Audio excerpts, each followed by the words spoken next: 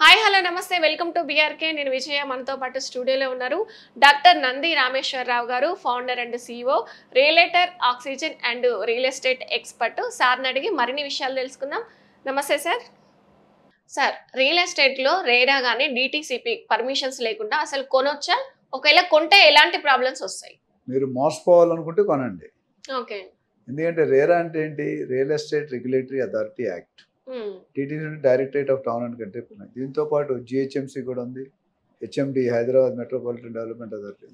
ఇవన్నీ ఏంటంటే మనం ఏదైనా ఒక పెట్టుబడి పెట్టేటప్పుడు మనం దేనికి పెడతాం? అప్రిషియేషన్ కోసం పెడతాం. రియల్ ఎస్టేట్లో ఇప్పుడు ఒకప్పుడు చూసుకుంటే అగ్రికల్చర్ మన చిన్నప్పుడు మనం 30-40 years బ్యాక్ వెళ్ళిపోతే అగ్రికల్చర్ అనేది బతికేవాళ్ళు 95% ఇండియన్స్ అవునా, ఓన్లీ వ్యవసాయం. దాని తర్వాత మెడికల్ వచ్చింది, ఫార్మా వచ్చింది, కంప్యూటర్స్ వచ్చాయి, ఎలక్ట్రానిక్స్ వచ్చింది, కంప్యూటర్స్ వచ్చింది, ఐటీ వచ్చింది, లేటెస్ట్గా సాఫ్ట్వేర్ తర్వాత ఏఐ, ఆర్టిఫిషియల్ ఇంటెలిజెన్స్. సో అలా డెవలప్ అవుతూ పోతుంది. ఇప్పుడు లేటెస్ట్గా డబ్బులు కావాలి క్విక్ టైం అంటే మంచి సోర్స్ అంటే రియల్ ఎస్టేట్, స్థిరాస్తి. సో ఎవరైతే రియల్ ఎస్టేట్లో పెట్టుబడి పెడతారో వాళ్ళు ఒక నెక్స్ట్ 5 years 10 years ఇంత అవ్వాలి అనుకుంటారు. అది అవ్వాలి అంటే ఇప్పుడు నువ్వు పర్మిషన్ లేని ప్రాపర్టీ కొంటే లాస్ అయిపోయి వాళ్ళ తర్వాత కట్టకపోతే ఇల్లీగల్గా కడితే మీరు ఇబ్బంది పడతారు. అందుకని ఏం చేశారంటే రేరా అనేది 2017 1st January స్టార్ట్ అయింది. అంతకుముందు ఉన్న ప్రాజెక్టులకి రేరా అక్కర్లేదు. అంతకుముందు డిటిసిపి హెచ్ఎండి ఉండే, బట్ రేరా మాత్రం కొత్తగా వచ్చింది. రేరా అంటే purely controlling body for the real estate sector. అది ఏజెంట్ కావచ్చు, బయర్ కావచ్చు, సెల్లర్ కావచ్చు, బిల్డర్ కావచ్చు. సో ఇక్కడ ఏమైంది, మీరు అడిగేదాన్ని రేరా లేకుండా కొంటే ఏమవుతుందంటే రేపొద్దు రీసేల్ ఉండదు, బిల్డర్ ఇల్లీగల్గా కట్టచ్చు, మనం చెప్పిన స్పెసిఫికేషన్ ఇవ్వకపోవచ్చు, రిజిస్ట్రేషన్ చేయకపోవచ్చు, లేదా పారిపోవచ్చు, చాలా రీజన్.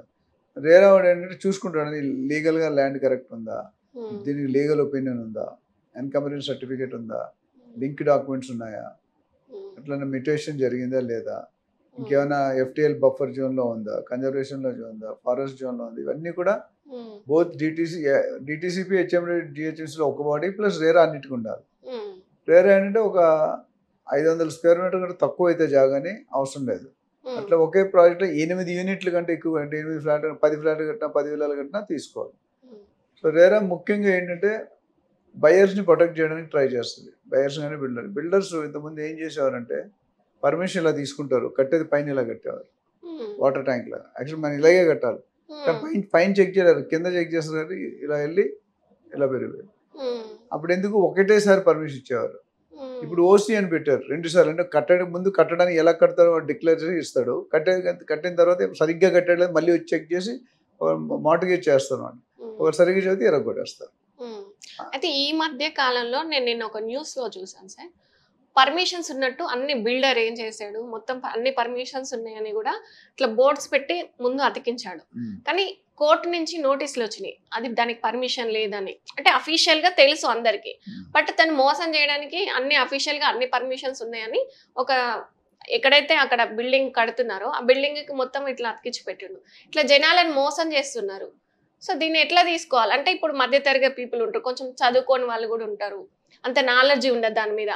ఇలాంటి వాళ్ళని అసలు ఎలా చూడవచ్చు అసలు? అంటే ఇది హైడ్రాలో కూడా అదే జరిగింది. జిహెచ్ఎంసీ పర్మిషన్ ఉండి, రేరా ఉండి, బ్యాంక్ లోన్ ఇచ్చి అన్ని పెట్టిన ఇచ్చారు.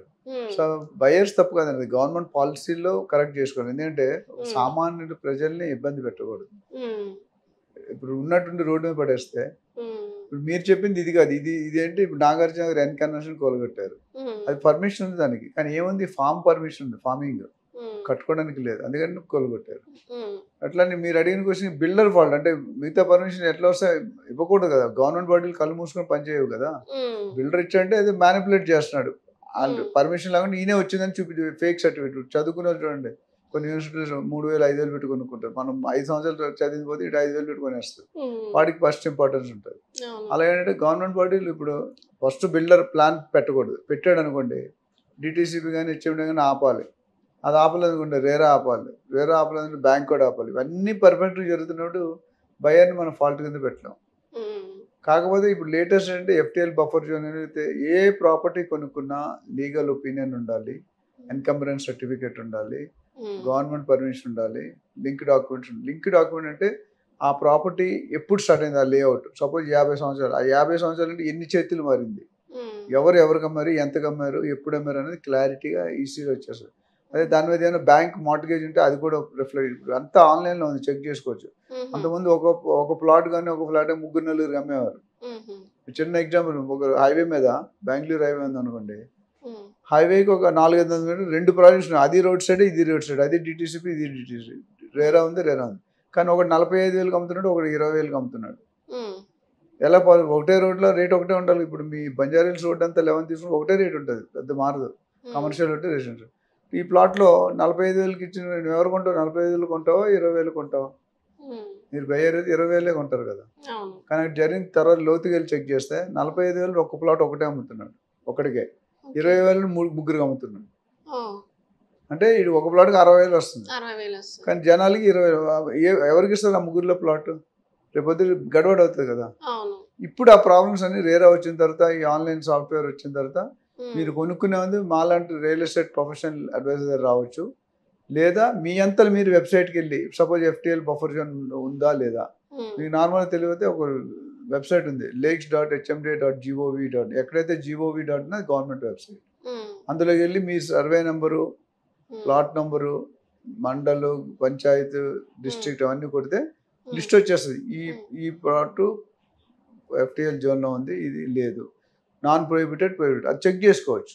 అట్లా ఎవరి పేరు ఉంది అది కూడా చెక్ చేసుకోవచ్చు. అది రియల్ అంటారా? దాన్ని నమ్మొచ్చు అంటారా? దాన్ని నమ్మొచ్చు. అంటే అక్కడ తప్పులు చేసేవాడు, తెలుగులో చెత్తకోటి దరిద్రాలకు అనంతకోటి ఉపయోగాలు. చేసేవాడు ఏమైనా కొత్త ఇప్పుడు ATMలో కొత్త దొంగతనాలు వస్తున్నాయి. జ్యువెలర్స్ పుట్ట పగలు డే టైం వెళ్ళి మొన్న ఏదో చేశారు, ఖజానా ఏదో. సో ఐడియాలకి అంత లేదు, అవసరం ఆలోచన నేర్పుతుందని చెప్తాను నేను. ఇక్కడ ఏంటంటే జనరల్గా మనిషికి ఆశ ఉండొచ్చు, అత్యాశ కూడా ఫిరివి ఓకే, దురాశ ఉండకూడదు. ఈవిని చంపేయాలి, ఈవిని నొక్కేయాలి, ఈవిని తొక్కేయాలి, సినిమా డైలాగులు ఉంటాయి.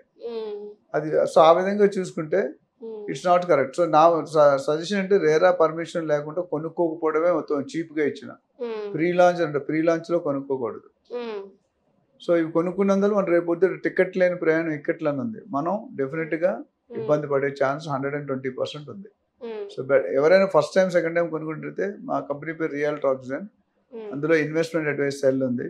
అక్కడికి వస్తే మీకు కంప్లీట్గా ఎక్స్ప్లెయిన్ చేస్తారు, ఎందుకు కొనాలి, ఎక్కడ కొనాలి, ఏ లొకేషన్లో కొనాలి, అప్రిషియేషన్ ఎంత అవుతుంది అనేది ఒక సపరేట్ సెల్ మాకు 5-6 వింగ్స్, అందులో ఒక వర్టికల్ ఉంటుంది. సో దానికి ఇప్పుడు 26,000 మంది ట్రాన్సాక్షన్ చేసాం లాస్ట్ 30 సంవత్సరాల్లో.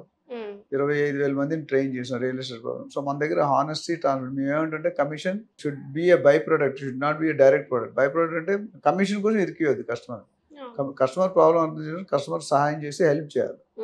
సో దీని మీద ఏదైనా డౌట్స్ ఉంటే మనకు కాల్ చేయొచ్చు. మీలాంటి ఎక్స్పర్ట్ ని సంప్రదించాలి. వాళ్ళకే నన్నే కాదు, నేనున్నా, నాలో చాలా మంది ఉన్నారు. ఎవరైనా 15-20 సంవత్సరాల అనుభవం ఉన్న వాళ్ళ దగ్గరికి వెళ్ళమని చెప్తాను. Okay, thank you sir. Thank you.